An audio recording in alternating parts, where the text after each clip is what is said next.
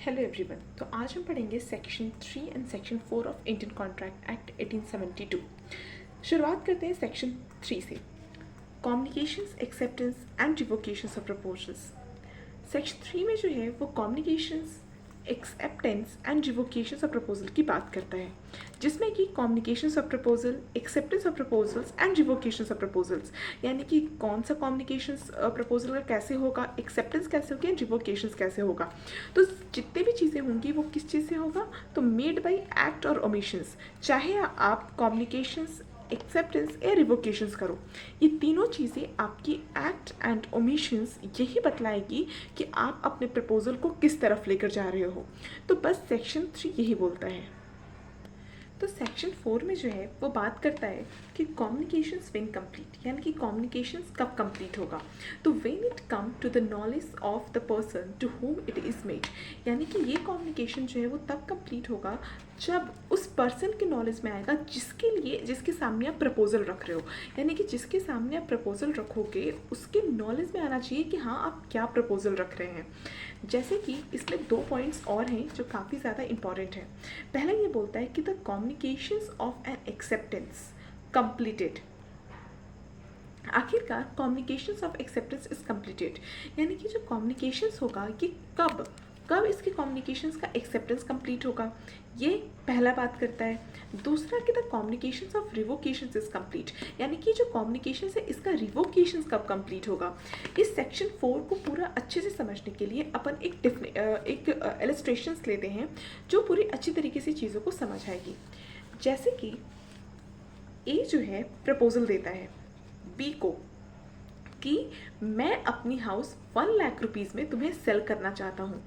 तो ए जो है वो प्रपोजल बाय लेटर देता है, बी भी जो है उसके बाय लेटर जो है उसका रिसीव करती है, बी ए के लेटर को रिसीव करता है।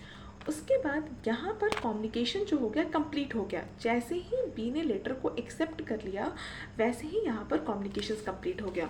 तो जब हमने ये पहला सिनेरियो देखा था कि कम्युनिकेशंस में कंप्लीट कब कम्युनिकेशंस कंप्लीट होगा, तो जब ए का दिया हुआ प्रपोजल बी रिसीव कर ले, एक्सेप्ट नहीं पर हाँ रिसीव कर ले, तभी आपका ये कम्युनिकेशंस कंप्लीट हो जाता है।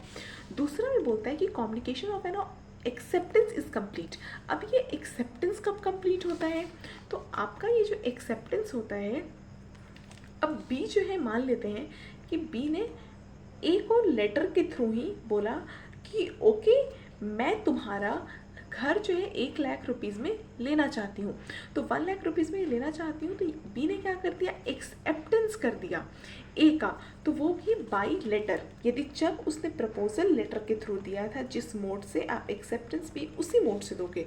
तो ये वाला भी सिनेरियो समझ आया कि communication of an acceptance is completed, कब हमारा एक्सेप्टेंस कंप्लीट होगा, तो तभी कंप्लीट होगा जब बी जो है वो ए को वापस लेटर के थ्रू ही उसको बोलती है। फिर दूसरा टर्म हम ये देखते हैं कि when the communications of revocations is complete. अब रिवोकेशंस कब कंप्लीट होगा, जब बी जो है बाय लेटर ही ए के प्रपोजल को रिवोक कर देती है, कि बोलती है कि ठीक है मैं तुम्हारे इस प्रपोजल को एक्सेप्ट नहीं कर सकती।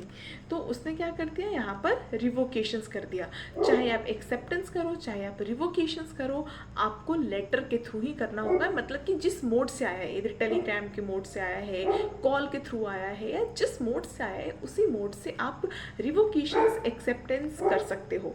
तो यही आपका सेक्शन 4 बोलता है of Indian Contract act. I hope आप सबको समझ आया होगा तो please like, share and subscribe. Thank you.